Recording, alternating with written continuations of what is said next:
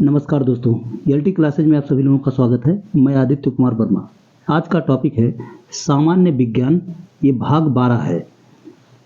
पहले प्रश्न पर चलेंगे। पहला प्रश्न है, शरीर की सबसे बड़ी धमनी कौन सी है? तो सबसे बड़ी धमनी होती है एब्डोमिनल आर्टा। ऑप्शन ए में दिया गया है, इसलिए इस क्वेश्चन का ऑप्शन ए सही है।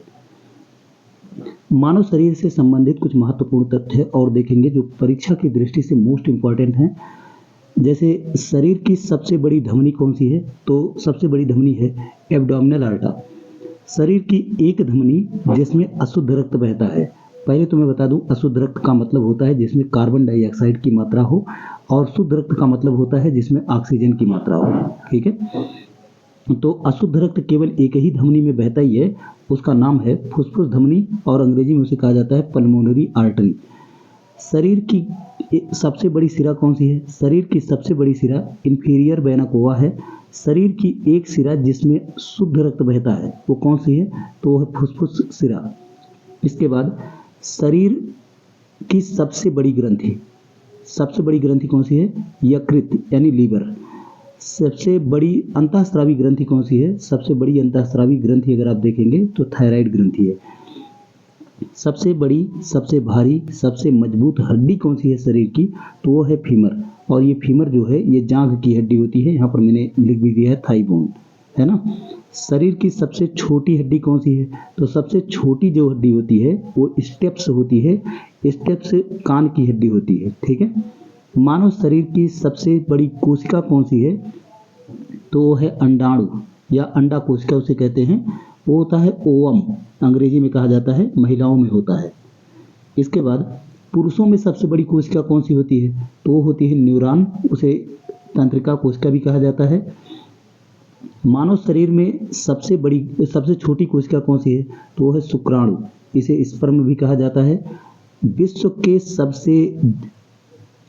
के सभी जीवों में सबसे बड़ी कोशिका कौन सी है? तो विश्व के सभी जीवों में अगर सबसे बड़ी कोशिका देखा जाएगा तो शुतुरमुर्ग का अंडा। विश्व के सभी जीवों में सबसे छोटी कोशिका कौन सी है? माइकोप्लाज्मा बैक्टीरिया होता है, ये माइकोप्लाज्मा बैक्टीरिया कहते हैं इसे। सबसे बड़ी और सबसे लंबी तंत्रिका कौन सी है? सबसे बड़ी और सबसे लंबी तंत्रिका अगर आप देख रहे हैं तो साइटिक तंत्रिका है। सबसे बड़ी मांसपेशी कौन सी है? सबसे बड़ी मांसपेशी ग्लूटस मैक्सिमस है। सबसे छोटी मांसपेशी कौन सी है?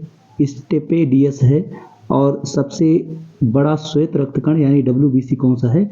तो मोनोसाइट है। सबसे बड़ा अंग कौन सा है? त्वचा। सबसे व्यस्त अंग कौन सा है? तो हृदय। सबसे पतली त्वचा कंटक जीवा, सबसे पतली त्वचा जो है वो कंटक जीवा है। इसके बाद सबसे ज़्यादा पुनर्जनन क्षमता वाला अंग कौन सा है? तो ये है लीवर यानी यकृत। सबसे कम पुनर्जनन क्षमता वाला अंग कौन सा है? वो है मस्तिष्क यानी ब्रेन। सामान्य मनुष्य का रक्तचाप कितना होता है? 120/80 होता है। 120 जो है इसे सिस्टोलिक कहते हैं और 80 को कहते हैं डायस्टोलिक। ठीक है। सामान्य नाड़ी दर कितना होता है? यहाँ पर नाड़ी होना चाहिए। ठीक है।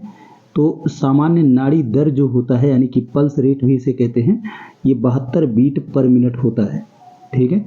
सामान्य श्वसन दर यानी सांस जो लेने की बात होती है उसको कहते हैं सामान्य श्वसन दर। 1 मिनट में कितनी बार?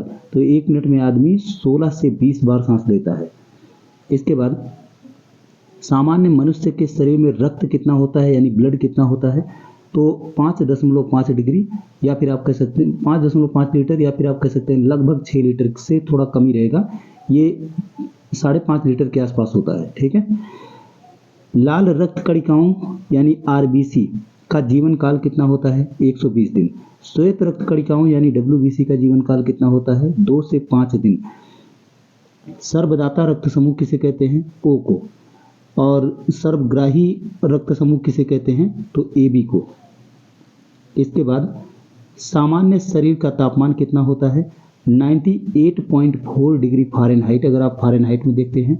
अगर आप सेल्सियस में देखेंगे तो 36.9 डिग्री सेल्सियस। अगर आप केल्विन पर देखेंगे तो 310 डिग्री केल्विन। मस्तिष्क का भार कितना होता है? 1400 ग्राम। स्पाइनल तंत्रिकाओं की संख्या कितनी होती है? 31 जोड़ी। क्रेनियल तंत्रिकाओं की संख्या कितनी होती है? 11 जोड़ी। मनुष्य के शरीर में कुल हड्डियां या अस्थियां कितनी होती हैं? 206। शरीर में कुल पेशियों की संख्या कितनी होती है? 639। शरीर के कुल भार में जल का हिस्सा कितना होता है? लगभग 65%। लार का पीएच मान कितना होता है? 6.8। मूत्र का पीएच मान कितना होता है? 6.0। आंसू का कितना होता है? 7.4 होता है। और गैस्ट्रिक जूस का कितना होता है? तो 1.2 होता है। पेनक्रियाटिक जूस का पीएच मान कितना होता है? 8.5 होता है। रक्त का पीएच मान 6.8 होता है। पित्त रस का पीएच मान कितना होता है? तो ये 7.7 होता है। यहाँ एक बात को ध्यान रखना है, जो पीएच मान होता है अगर 7 से कम है, ठीक है, अगर इस 7 से कम है तो वो क्या होगा? वो होता है एसिड। ठीक है, इस बात को थोड़ा ध्यान रखेंगे आप लोग तो बढ़िया रहेगा। और अगर 7 से ज़्यादा होगा, अगर 7 से ज़्यादा होगा तो वो होता है बेस। और अगर 7 ही हो तो उसे कहा जाता है न्यूट्रल। ठीक है, तो इन बातों को थोड़ा ध्यान रखेंगे आप लोग तो बढ़िया रहेगा। इसके बाद अगला है, मेढक का वैज्ञानिक नाम क्या है? तो मेढक का वैज्ञानिक नाम होता है राना टिग्रीना। ऑप्शन ए में दिया गया है।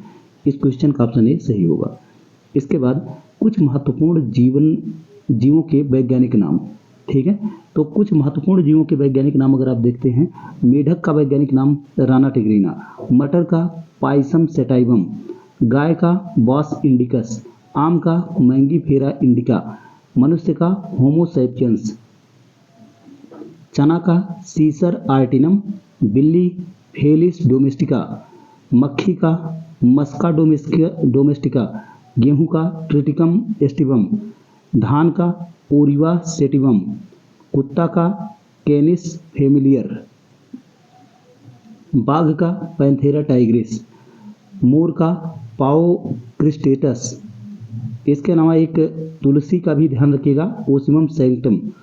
ठीक है, तुलसी का क्या होता है, यहाँ पर मैंने लिखना भूल गया हूँ मैं, तो यहाँ पर मैं लिख दे रहा हूँ, तुलसी का होता है ओसिमम सैंक्टम। ओसिमम सैंक्टम, इसको थोड़ा ध्यान रखेंगे तो अच्छा रहेगा। इसी के साथ ये वीडियो समाप्त होता है दोस्तों। जय हिंद।